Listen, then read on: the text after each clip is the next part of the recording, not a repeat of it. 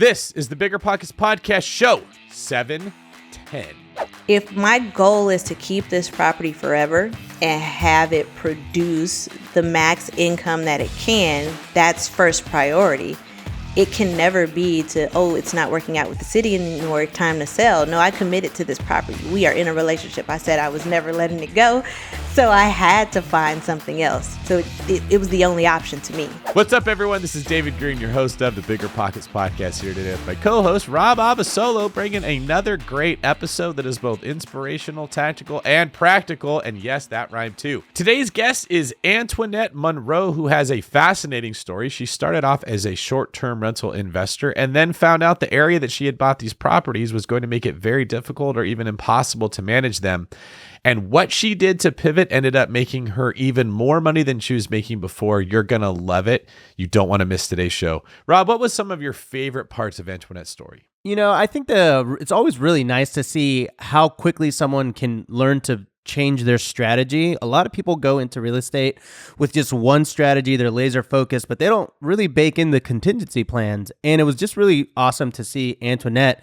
It's not like she necessarily had the contingency plans, but she adapted. And because she adapted, she's actually making a lot more money now. So it's just very fun to dig into that story. All right, before we get to Antoinette, today's quick tip is don't despair when things go wrong. Ask yourself how you can pivot. Oftentimes, there's an answer just on the other side of your problem. And if you just think a little differently, we'll jump out.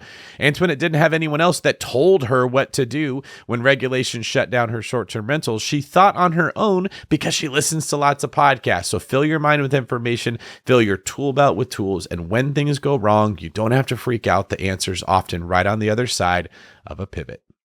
That being said, let's bring in Antoinette. Antoinette Monroe, welcome to the BiggerPockets podcast. How are you today? I'm amazing. Thank you guys for having me. Yeah, thank you for being here. Now, I understand you've already been on the BP Money Show. That was episode 295, if anybody would like to go listen to your interview there. Before we get into your story, I just want to ask, what was it like being interviewed on the BiggerPockets Money Show? It was like my holy grail. So I'm a finance nerd first. So coming from the FIRE movement, or that's Financial Independence, Retire Early, Money was the show that I started with. And the majority of my adult life, I was just focused on making good money decisions and learning about what to do with the dollars that I had. So that was always like dream number one. Let me get on the Money Show and meet Mindy and Scott. So you said it was your holy grail, but the key word there is was, right? Because now we're on the BiggerPockets Real Estate Podcast. Absolutely. That's what happened. I transitioned from just a smart money person to becoming an investor. And to make that transition, I had to switch to BiggerPockets Real Estate. All right. So, Antoinette, can you tell us a little bit about your background, a little bit about your portfolio, and give us a snapshot of your real estate journey? Okay. I'm originally from Miami, Florida, currently living in Orlando. I was the college graduate, 5-year MBA program, graduate to take the highest job offer, just on that track of do all the things that you're supposed to do, go to school, get a degree, get a good job. Somewhere along there, I stumbled upon Dave Ramsey, and so I adopted debt-free. So it was just trying to do all the right things and check all the boxes. That's it in a gist. You know, I relate to you, Antoinette. People think of me as a real estate investor, and I am, but they think of me first as that. I don't think that was actually my origin story. I was a save your money guy long before I was an invest guy. I was passionate about not spending money on things. My mind was geared towards seeing advertisers trying to trick me into buying stuff, looking at when I was in a bad mood, why do I feel like I need to go spend money to feel better? I was always like into the philosophy and the psychology of money spending. I didn't become a real estate investor till like the second part of my journey. So I like hearing the people whose stories start this way, because if you have a respect for capital, you understand the work that goes into it and the energy that you put into building it, you will approach real estate investing way different than the person who's like, I'm tired of being broke. I want to have some money. Let me go buy a house and try to figure out how it works. Would you agree with that approach? Absolutely. I was the smart money anti-salesperson. A salesman could never get me to buy something, but I was a salesman by career. So it was just, the two weren't lining up. Yeah, so I always appreciate the introduction to the Dave Ramsey thing, because it's always a progression, right? It's like you got to clean up the financial situation, get it right, figure out your philosophy, and then go to the dark side, right? It's very rare that it's like there's someone like me and David that do so much real estate, and then we're like, you know what? We want to go debt free and then go the opposite direction. But I agree, David. I think that's such a natural projection. So what was that moment for you when you decided to sort of pivot into this, I don't know, the not the opposite direction, but kind of in this world of real estate where you are getting more into debt for obviously the benefit of more cash flow and appreciation and wealth and all that stuff? I'll say that starting off with Dave Ramsey and finding that it was a little too strict, I probably mixed in some Clark Howard and Susie to create something that could actually fit for me as someone just coming out of college into first time career. I didn't want to suffer so much, and I didn't have so much debt to dig myself out of. So I was able to find a nice blend that made it comfortable. But when I found the FIRE movement, and that's Financial Independence, Retire Early, if you aren't following that, they talked about the multiplier, or identifying your FIRE number and then saving your way to that number. And when the math worked out, I think at that time I was making $50,000. So the thought of saving $1 million over the course of 20, 30 years still seemed so unattainable to me and so far-fetched that I couldn't wrap my mind around how I would save that much on the salary that I had. But I did understand like money management, controlling expenses, budgeting. So I felt like my path to FIRE couldn't be saving to $1 million, but it could be eliminating my expenses so that I didn't need money as much. And then I would have flexibility to choose a different job or do something else. So I didn't approach real estate with the objective of being a real estate investor. It was to make a better expense decision around what the highest percentage of expense was in my budget, and that was the home. And remind us, what were you doing for your 9-to-5 job initially? I'm not sure if you mentioned it, but what was sort of like your career goals and your trajectory at this point? I was working for one of the largest beverage companies in the U.S. I was a sales manager going through their management trainee program, and the last role with them before I left the company, I was a region manager covering the southern half of the U.S. So it was a solid career with great like growth trajectory. It just didn't align with my core values. And remind us, what's your why? Because you mentioned that you're doing the FIRE and the real estate investing thing.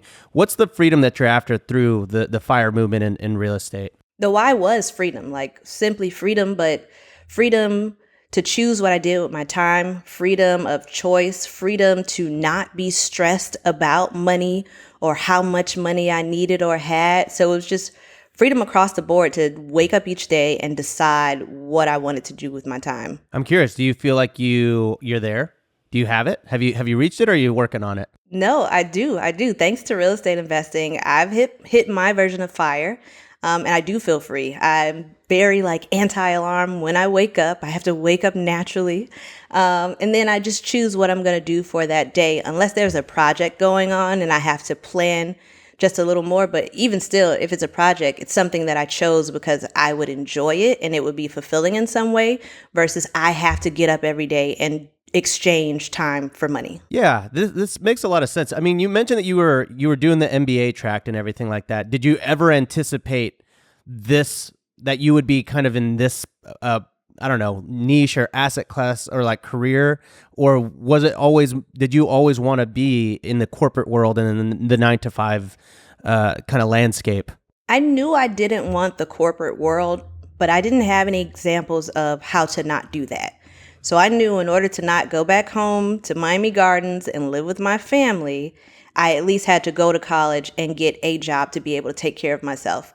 But that was the extent that I knew. Like, I'm first generation college. My sister went before me, so there weren't examples of how to create a different life than the one that we experienced growing up.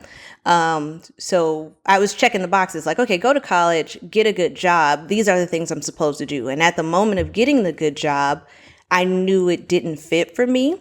And I thought initially that I wanted to be an entrepreneur, but I would try to start like side businesses while working, and it was still a time for money trade. And then I realized I really don't want to be an entrepreneur. I really want freedom. I'll be a freedompreneur instead. And so the focus shifted on, okay, what things can I do to eliminate my need for money and give myself time back? Yeah. Was there anything specifically that you did? Because obviously there's a lot of things that you have to do from a budgeting standpoint, some of the fundamentals that you have to implement to get your financial situation right. Did you have some kind of system, or was there some sort of habits that you were working on early on? Yes. So the very first thing I did with my first paycheck out of college was to sit down and create an Excel spreadsheet with that income. That was the beginning of developing what I call my budget ABCs, which is to automate, balance, and have some controls set for that money. So from the very first paycheck, I was allocating what money would be for expenses, savings, 401k match, and then also what would I be spending. My goal at that time was to pay off my student loans and any debts that I had so that I could have the opportunity to leave the job if I wanted to and then go chase a dream. So budgeting was the bedrock of all of it. Just key financial principles, not making any major purchases in those early years so I could set a solid financial foundation for myself. So those first 3 years, the first 2 years, I knocked out all of my debt or student loans. And then that third year, I was able to put $50,000 in the bank. So 3 years out of college, I'm debt free. I have $50,000. So now whatever choices I decided to make from an investment standpoint, I was prepared to do so. And all of the habits and things that I built over that time period of working through that budget ABC system made me it gave me the financial control that I needed, that I didn't know I would need as I started getting into real estate investing. Yeah, I think this is a skill that for most people we pick up, especially short-term rental people, right? Where we get into a short-term rental and every month the income is always different and you don't know. And then there's some months where the income is super high and you feel like you're really crushing it. And then you got the slow season. And then if you didn't budget correctly, it can really come and bite you in the butt. So it's a really nice foundation to come in and actually have your finances relatively tracked, have your bookkeeping up and running from the beginning. I know that you found a lot of success in the short-term rental world, right? That was a big bread and butter for you. Yes. Short-term rental mixed with house hacking equal game changer. That's the formula. It's that simple. I thought I was just going to get roommates, but I tested out Airbnb. It seemed simple enough. So I just jumped into that full time. And within that first month, my mortgage was paid, and I was also cash flowing $1,500 a month. And it was just on renting 2 bedrooms out of my primary home. So at that point, I wasn't a real estate investor. I was just a person that bought a property because that was the next good money thing to do. And then wanting to eliminate my expenses, I rented out rooms in my home because that was another good money thing to do. And then it turned into an entire business that I had to learn how to operate and then scale. So I'm an unintentional real estate investor, but it's been working out really well. I love this so much. I'm so jealous, by the way. I started out house hacking in 2014, and Airbnb was around, but it was so new. Really at that time, to me, I didn't even know about it really until 2017, 2018. But I remember house hacking my very first house that I ever bought. We could not really afford it. Somehow we got approved for it. And I remember one of my really good friends, I convinced him to move up to my city to basically intern at the agency I was at. And he was like, sure. And I was like, oh, we'll charge you $400 a month.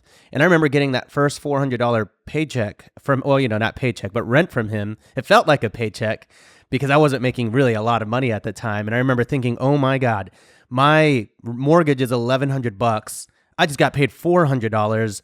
I really just paid $700 this month. This is crazy. But I know that there are a lot of people. I'm so jealous of you that you did the Airbnb thing and you were actually able to make probably a lot more. I always call this supercharged house hacking. So was that kind of a interesting experience, or was it did you embrace it from the very beginning? It was so I did a test run. I created a listing, I turned it on, let 3 reservations come through, and then I turned it off just to test and see. But after that first reservation, I walked back in the house and it looked like no one had been there.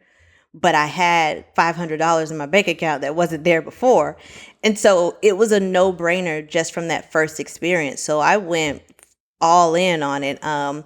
I kept the family room and the master bedroom. They were on the opposite side of the house, so I stayed there. So I had a good amount of separation. I wasn't sharing any spaces with guests. And I started in the winter season in Florida. So it was just kind of combination of right time, right house layout, and the willingness to just go for it. And I told all my friends about it, and everybody gave me every reason why they couldn't house hack, or why they needed, that wasn't enough privacy for them, and I can't share space with strangers, and what about my kids? But they thought more about the reasons they couldn't do it versus what do I have to do to make this work. And so that's generally my focus when I'm approaching something. What do I have to do to make it work?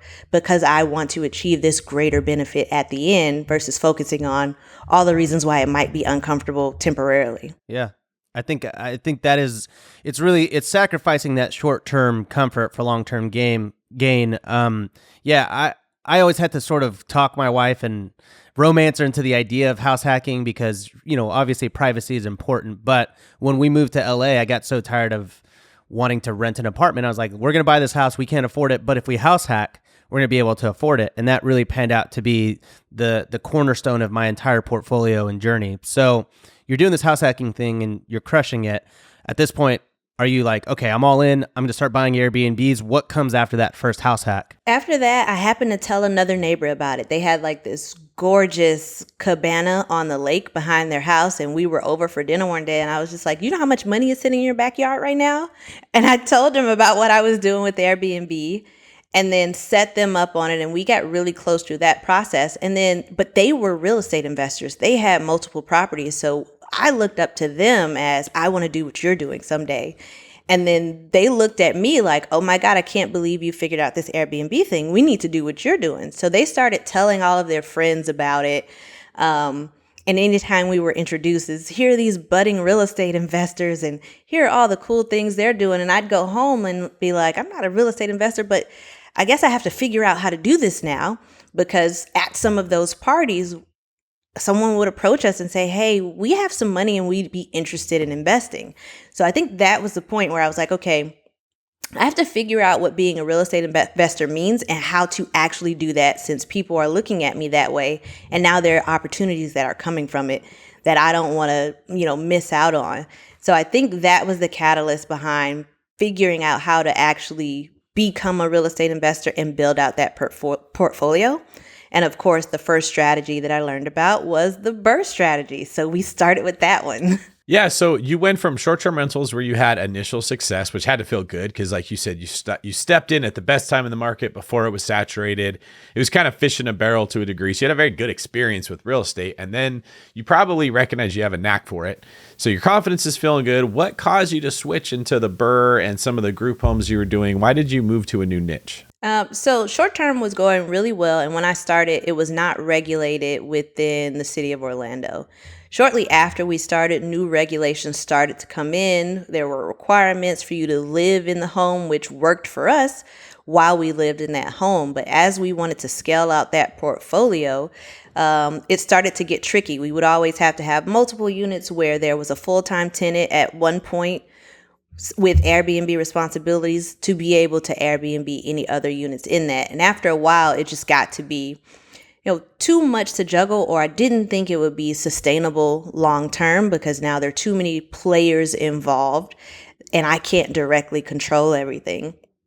I also wanted to keep a small portfolio because a part of the freedom that I was looking for, I didn't want to work every day. If I built out this huge real estate portfolio, I just created another job for myself. So I didn't want to take that approach. So I've always looked for the best and highest use of the property.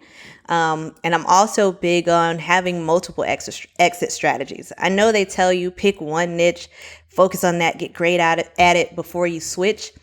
But that didn't really work for me. I needed to be more nimble. So I would always try to understand how I could operate 3 different things in any property at any given time. That way, if one thing didn't work, I had something else or another thing to switch to.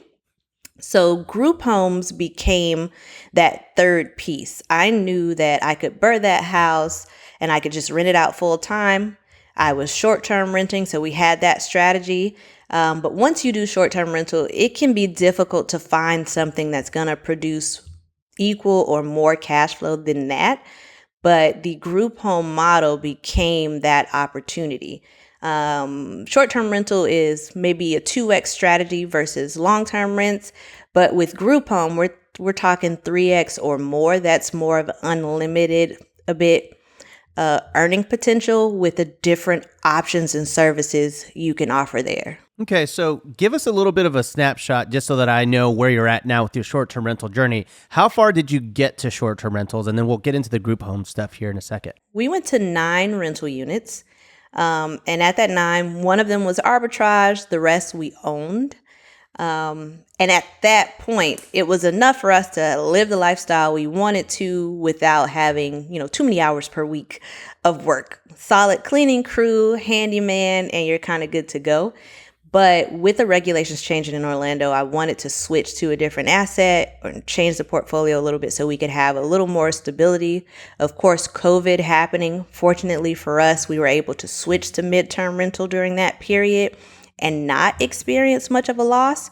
But with the changes of regulations, experiencing a pandemic, you just start to understand that anything can go wrong whenever it's ready to.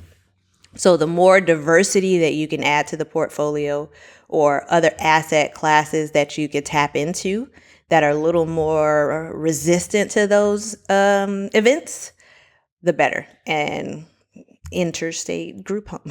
Yeah, I love this. I think that the pandemic really did shake things up for a lot of people in real estate, and really the people that came out on top were the one that were willing to pivot and pivot quickly, because when you go into an asset class with a single strategy, well, if that strategy doesn't work, then you start panicking, right? It seems like you have done a lot. So what drives you to think of like all of the different creative strategies? Do you just like having a safety in diversity, or is it just genuinely like a curious thing for you to go and explore all these different asset classes within real estate? I think the fun in all of this for me is like creating and exploring different things. And the moment I figured something out, probably like the day I started short-term rental, I'm thinking about the next thing already. And it's just, that's the fun in it for me, exploring, experiencing different things and just testing stuff out.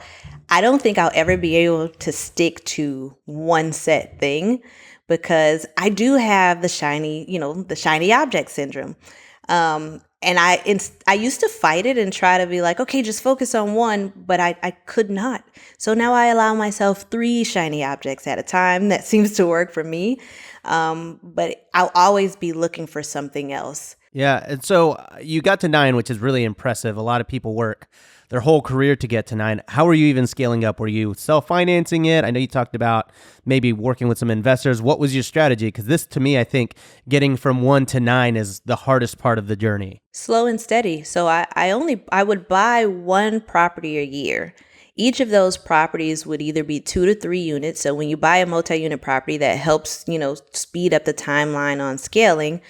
But I went really slow, and I would listen to podcasts and how quickly other people scaled and felt like I wasn't a good enough investor because I wasn't moving as fast. But it was what worked for me. So I would just buy 1 a year, making sure it was 2 to 3 units. I would do the BRRRR strategy. So I'm getting them old and ugly, spending a couple months doing the rehab, then refinancing out. So it took a while. Like 1 property a year is not that much, and it's pretty slow. So in 4 years, with a combination of 2 to 3 units, it's pretty easy to build that size portfolio. Yeah. So you do this thing, right? You're going slow. You're scaling up. You get to 9. You're crushing it, and then all of a sudden you're like, all right, I'm going to try something completely different, and I'm going to go into group homes. Why the change there? I heard about it. So I was working with a contractor at the time who was in the process of creating a group home. And they were talking to me about the process for getting licensed, but also the earnings potential on that home. And for me, 9 units was already enough. Like 10 was going to be my cap. I didn't want a large portfolio. So once they explained to me the breakdown of the earnings on the property and the different services you could offer within that to continue to increase earnings, I felt like that was the next best use for a single family property because I was already at short-term rental. I started at what I thought was the highest earning potential for a single family home. And I didn't really know how I would scale up from that aside from building out the portfolio and adding units. So when I found out about a group home opportunity, I was like, okay, this solves that problem. I don't have to have more units.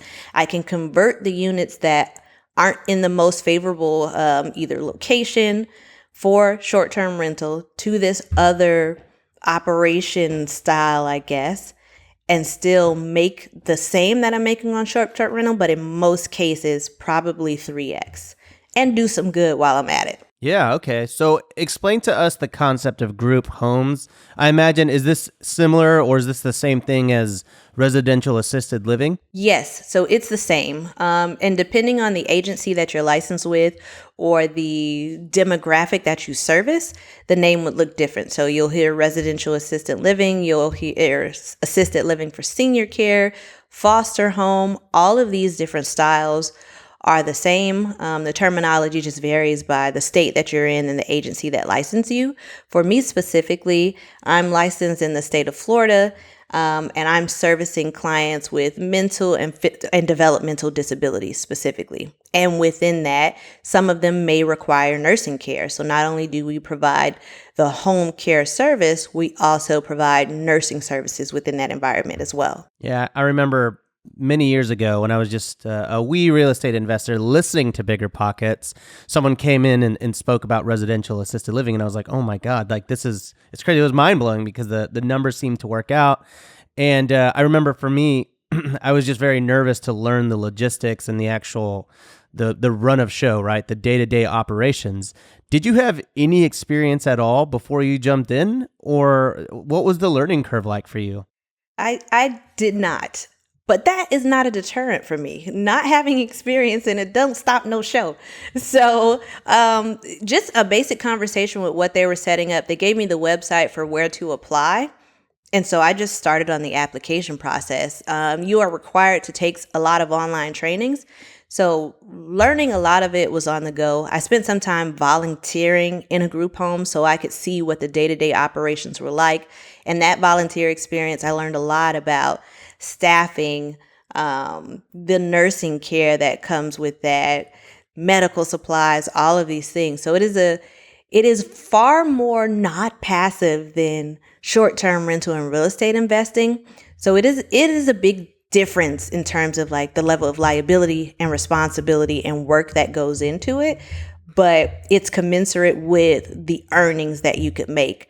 However, I'm building out the business with staff in mind so that it can be run by management, staff within the home, and not necessarily me running the day-to-day. So up front, it's a lot of legwork. It took a year just to get through the application and licensing process for the property.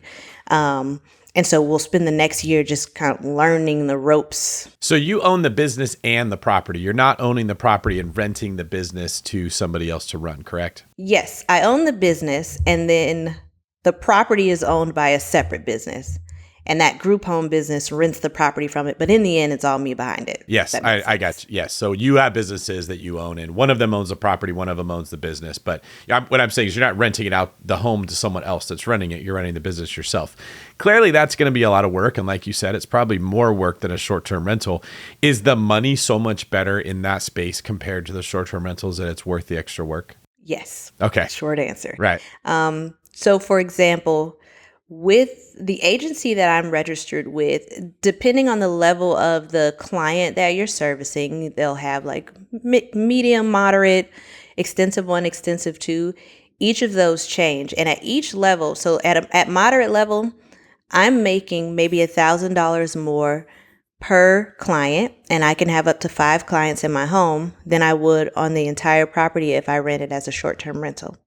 When I go to extensive 1 or extensive 2, let's just say we add 500 for each level, and that's times 5. So by far and away, it exceeds what short-term rental would offer, but you do have much higher expenses. I now have a full staff. I have nursing staff. We have food expenses and other expenses in the operation of the business. But even after all of those expenses are removed, I'm still making maybe 2 to 3x what the property would do on short-term rental.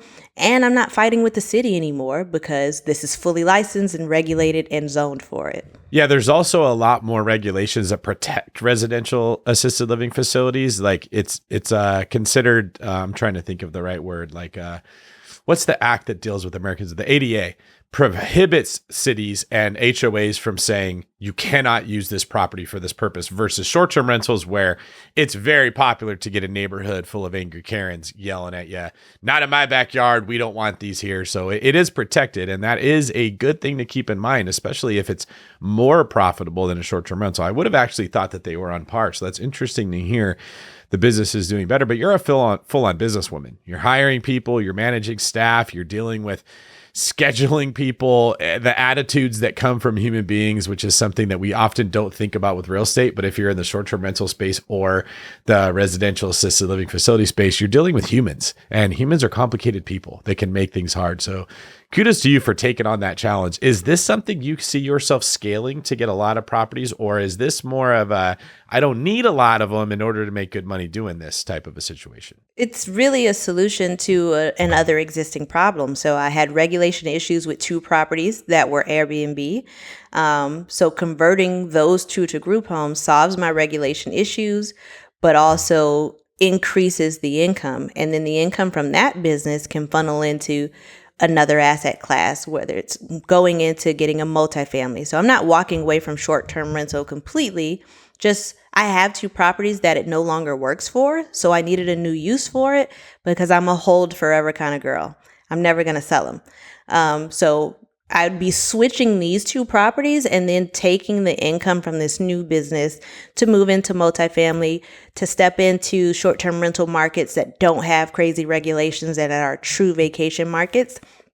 But it's still not long-term. It's being built to sell, created as an agency so that I could get what I need from it, offer a lovely product, do some good in my community, and then move on from that business to chase something else. Can you share what some of those regulation problems that you had were with the short-term rentals? Yes. So when I started with short-term rental, there were no regulations. And then, a bit through that, the city of Orlando started to require you to apply for a license. And with that, you had to live on site and be on site whenever you host it, which if you're approaching short-term rental as a business, having to live in the property means you can only have one. And having to be there when it hosts meant that the freedom you're supposed to get from real estate investing, you no longer have because you have to be on site hosting. Fortunately for me, the neighbors weren't much of an issue because they were using the property for their friends and family to visit them. But the city alone just not understanding that short-term rental could add value versus taking away. There was so much concern about taking rental units off the market, transient people in the neighborhood causing issues, not recognizing that I'm also of the neighborhood and this is doing good for me. It's keeping the property nice, which impacts the value of my home and others in the neighborhood. So I think sometimes the way the municipalities view short-term rental, they forget that the persons operating them are people in their city as well. And there is some benefit for us. And then that trickles down to the other people that are impacted by us. Yeah, that's very true.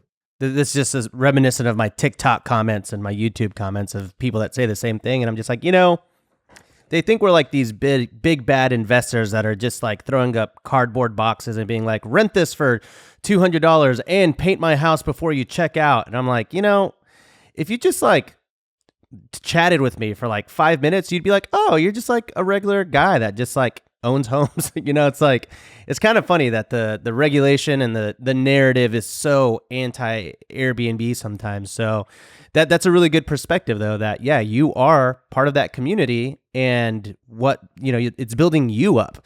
And by doing that, you're building up your neighbors up, right? And then you're building up your community. So that is a narrative, unfortunately, that is very much washed out by a lot of the negativity that I see often. So is that something that bothers you at all, or do you just kind of keep trucking on?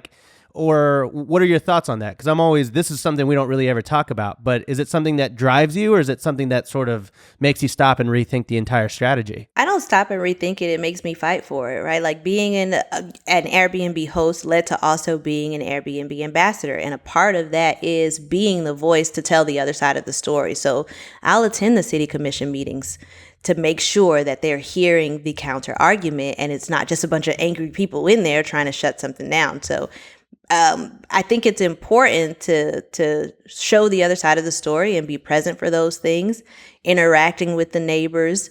So I'm very active within the neighborhood as well, and open about what those houses operate as. And so they use the property. So now they're getting to experience it firsthand, and see the other side for themselves. So now they're less likely to be at that commission meeting saying, no, we want to stop this, get rid of it, because now they have one down the block from them, and grandma's coming every winter and she can just walk down the street. So I think sharing the benefits of what the short-term rental opportunity brings to the community is an important part of it as well. Well, I appreciate you chiming in about that.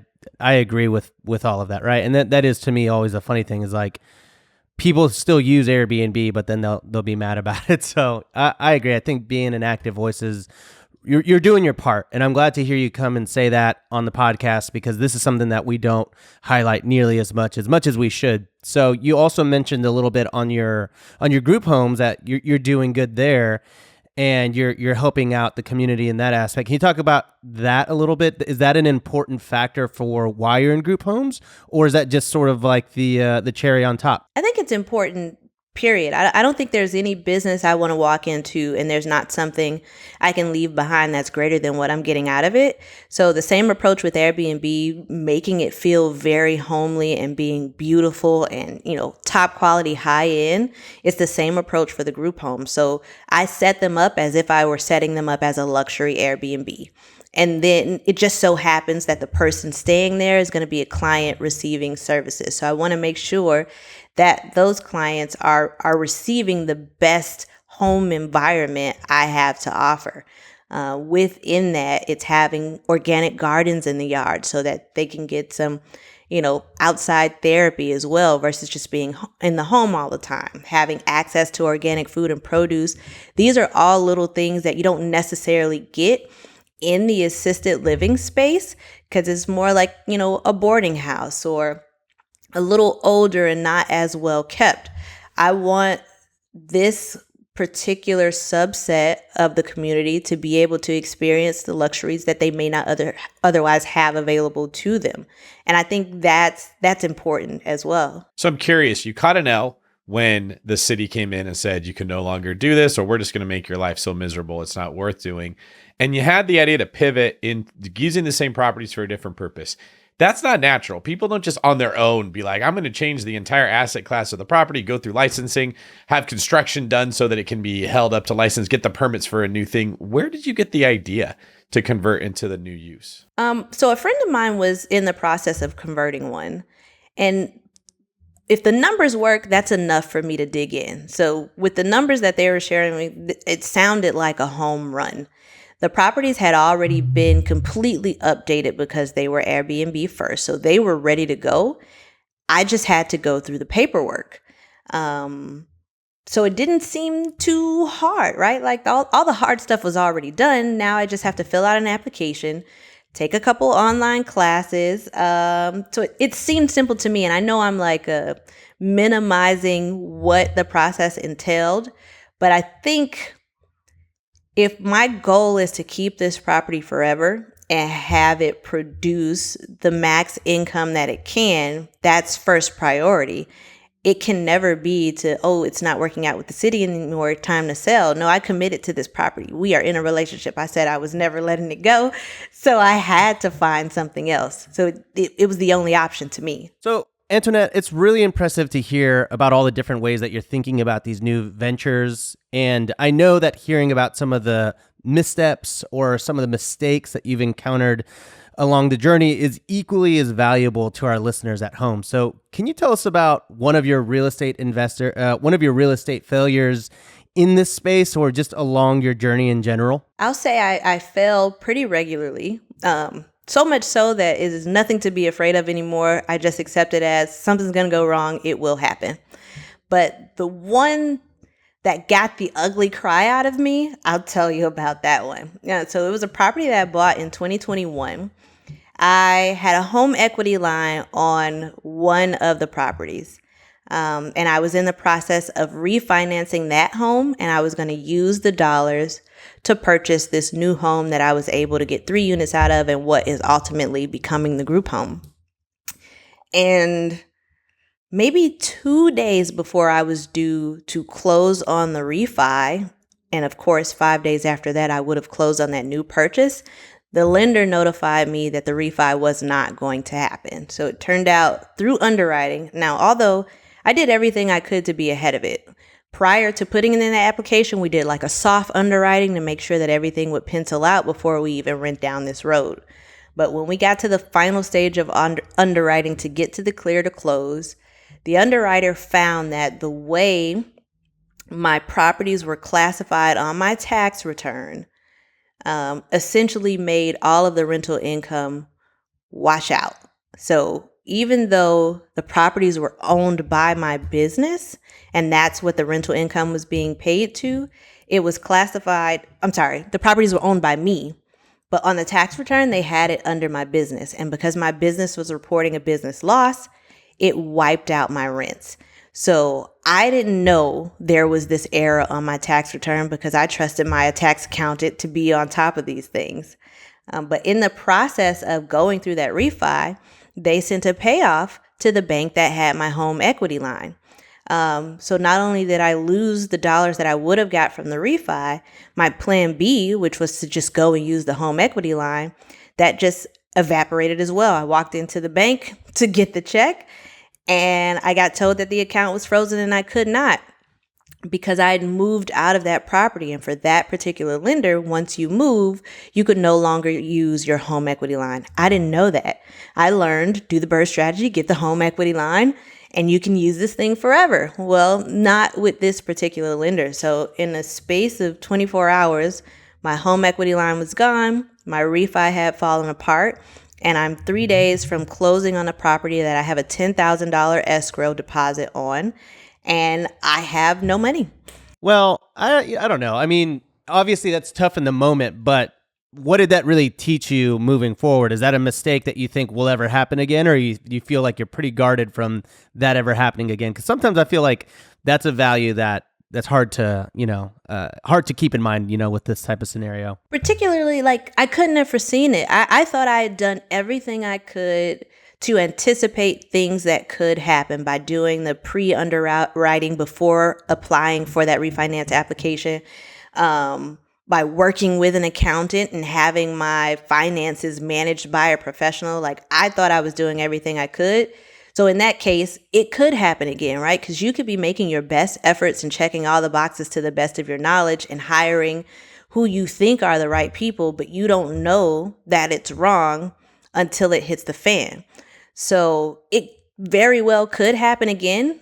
I don't think I could prevent things from going wrong, but definitely that taught me that I could get through whatever went wrong. So that sounds terrible that it was 3 or 4 days before closing and the deal almost didn't work. What did you end up doing to be able to save that deal? Maybe for the first 15 minutes, I just sat in the car and screamed and cried because I didn't know what I was going to do. But after I had my crying fit, I shot my Hail Mary. I had been talking to my boyfriend's mom about doing a self-directed and partnering with us on some investments, but it had just been conversations. We never moved forward with taking steps to set that up.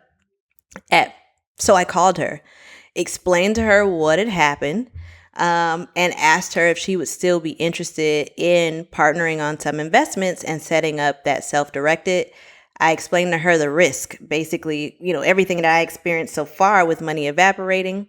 I broke down the deal to her, explained to her that it would be my intent for this to operate as the group home, and gave her I've never run a group home before. Here are all the unknowns, but here are the things that I do know. Worst case scenario, this can go back on the market and we can recoup everything.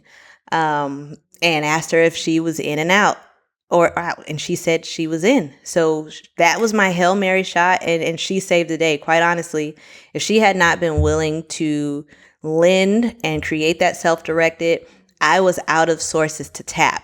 However, it was going to take like 2 weeks to get that the account set up and the money transferred. So I had to call my network to find hard money that could turn it around within 2 days. I found a guy. They taxed me heavy, charged me 10% to hold dollars for 30 days. But, it was what I had to do at the time, or the best thing that I could figure out as a solution. So I went into temporary hard money on a 30-day loan, paid a premium for that, started the process of moving over her dollars from her IRA to a self-directed IRA, and then swapped it all out at the end of 30 days. So I was able to close in 2 days. I probably paid a lot more for the money that I had to use than I expected to, but it had to happen. Like for me, that property, knowing that it was going to be the group home in the end, it was the right location, the right layout, like everything else about it was right. It was worth fighting through to make sure I got to see that to the end. And why do you think she trusted you with that money? I mean, it wasn't just money she had laying around. This is her retirement she's planning on. Was it your track record with money and some of the decisions that you made in your past? Definitely that. I think everybody that knows me as the money person. I'm either tight with the money, you can trust me with the money, and I'm not going to squander it. But also, if I say I'm going to pay you back, I will pay you back. But I asked her specifically why would she? And she said that she had never seen anyone write their own mortgage before. And she was referencing the first deal that she saw me do. So just being able to see that process, she was just like, if you can figure out how to create your own mortgage and then refinance that out in 45 days, I think you can figure out anything. That's awesome. So did you was that the last time you ever worked with her, or does she still lend on any of your deals? She still lends, so we still have that self-directed setup with access to, but actually we're in the process of teaching her how to achieve a version of financial independence for herself. So 2 months ago, we just purchased her first investment property. It was a single family home that we found off market for sale by owner. We're converting it to a duplex so that half of it can be longer midterm rental and the other half can operate as Airbnb. And so this will be her first investment so that she can get some cash flow coming in and possibly consider retiring a few years early versus having to wait until she's 67. Wow. That's really, really, really cool. Now you're kind of in this groove, right, of the group home. What is your trajectory? What are you wanting to do? You sort of admitted earlier you have shiny object syndrome. So from the sounds of it, it sounds like group homes aren't really Antoinette's last stop. Do you want to sit in this moment and keep going the group home route, or are you starting to already expand? So I view group home as a 5-year plan for me. Within 5 years, I'm exiting, whether that's a sell or just putting in a different manager to operate. But I've already achieved financial freedom, so I'm kind of molding my lifestyle of sorts. So with the income from the group home, I'd like to diversify the assets, so get into the multifamily asset class, which we have not yet, whether we're purchasing a multifamily or partnering with the operator to bring that Airbnb strategy to the table. Buying vacation rentals in true vacation markets, but those markets will probably be identified based on where we want to visit. So now these become second homes that we can use for lifestyle enhancement. But while we're not there, it's still making money. But I think in the end, it's just the last few things I'm going to do are going to shore up where we are financially with the portfolio so that I could focus more on living. I want to get more into health and fitness. I might become an herbalist. Like, I want to make enough income so that I could spend more time just like fully living life, exploring and learning different things. That's cool. That's really cool. Do you feel that your group home portfolio is relatively recession resistant? Is this like an asset class that would worry you less than maybe something like a short-term rental or any other form of real estate? It would worry me less on the renter variability. Like, leases come and go. With the pandemic happening, we now know that short-term rental can shut down completely. But with these homes, this is someone's home. They live there every day. And generally, once a person's placed, they are there unless they pass or have to relocate because their family's relocating to another area. But these are probably the most long-term tenant that you'll have in a property. So it doesn't have that variability that we experience in long, medium, or short term. They come, and if they're having a great experience and being well taken care of, they're probably there to stay. That is fantastic. I love that. And you got the right approach when it comes to how you build a good business. Is you're asking the right questions. You're not asking the question of, how do I make my own life easier? How do I make myself a whole bunch of money? You're saying, how do I provide something for someone else that's better than my competition? And you realize that the money will follow. And that's a key thing that I really want to point out. Is it's so easy for people to listen to these podcasts and think, oh, she's making all that money. How do I do it too? And then they do a terrible job with the business and it doesn't work out. And they say, Airbnb doesn't work. Short-term rentals don't work. Assisted living doesn't work. But they were just asking the wrong question. So appreciate you sharing what it takes to succeed. With that being said, we're going to move on to the next segment of our show. It is the world famous for. This segment of the show, we ask every guest the same 4 questions every episode. I'm sure you're familiar with this, Antoinette, because I know you are a big BiggerPockets podcast fan. So question number 1, what is your favorite real estate book? This question gives me so much anxiety because I have to admit to the world that I've never read a real estate book. Rob just found a spirit partner. Yeah, that speaks to the power of BiggerPockets, because I've been able to do all this just listening to the podcast, participating in the forums. Like, legit, that was enough for me to start and build this portfolio and to be successful up until this point.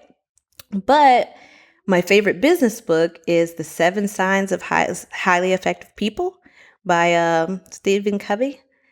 And I love the first one, begin with the end in mind. That's my philosophy. Anything I'm starting, I'm always thinking about what's the end goal and using that as like my North Star to make sure that I complete those goals. Okay, love that. Next question. When you're not out there crushing your pivots and going into awesome real estate niches that you're absolutely dominating, what are some of your hobbies? My favorite hobby is salsa dancing. It is like, if you haven't tried it, please go and do it. It is absolutely life-changing. It's a great workout. It's a brain clearer. If you're thinking about too much all day, juggling all of these properties, go get on the dance floor. It all goes away. Nice. Yeah, I've been trying to invite David out to go salsa dancing with me, but he never responds to my text messages. I don't feel safe yet. We took a trip to Mexico. It was a big step for us. I feel like things went okay. There was no catastrophe. Baby steps. We're making our way into salsa dancing. Let me know. When you finally try it, take me with you.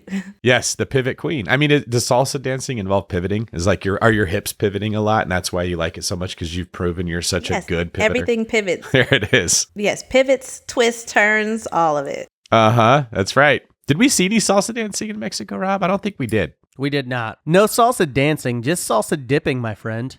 But very nicely done. Thank you, BiggerPockets writers, for teeing us up. This is becoming like Saturday Night Live, people writing our jokes for us. That was good. All right, my last question for you, Antoinette.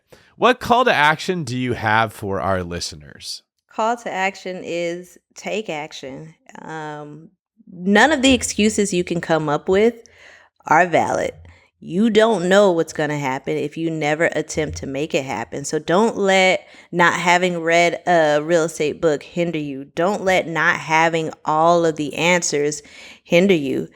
Get clear on a few key things and start taking action. You'll figure the rest out as you go along, and it's never as scary in practice as you think it is before you take the leap. Well, lastly, Antoinette, where can people find out more about you?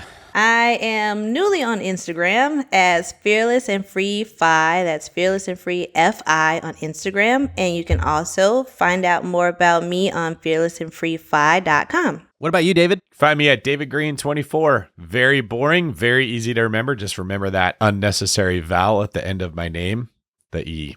Green with an E. How about you, Rob? You can find me over all social outlets at Robbuilt, ROBUILT. And lastly, if you listen to this episode and you're like, wow, Antoinette has it down. I love this podcast. I learned so much about it. I'm going to pivot. I'm inspired. Can we just ask for a simple 5-star review on the Apple Podcasts platform or wherever else you download your podcast? It helps us get served to all the masses, and all we want to do is help change other people's lives and help them invest in real estate. Absolutely. Antoinette, thank you so much for joining us today. Do you have any last words for our audience? Yes, it's been an absolute honor to give back to the platform that's given me so much. So thank you, BiggerPockets. Thank you, Rob and Dave, for the opportunity to share. I'm an open book, sharing whatever I can. There are a ton of freebies on our website, and I think I'll send you guys some links too for a couple of freebies to share with the audience, because for this, it's a full circle moment, just being able to give back from what I got. So thank you again. Thank you. And again, if you liked Antoinette's episode with us, go check out her episode on BiggerPockets Money. It was episode 295. This is David Green for Rob Pivot Abasolo, signing off.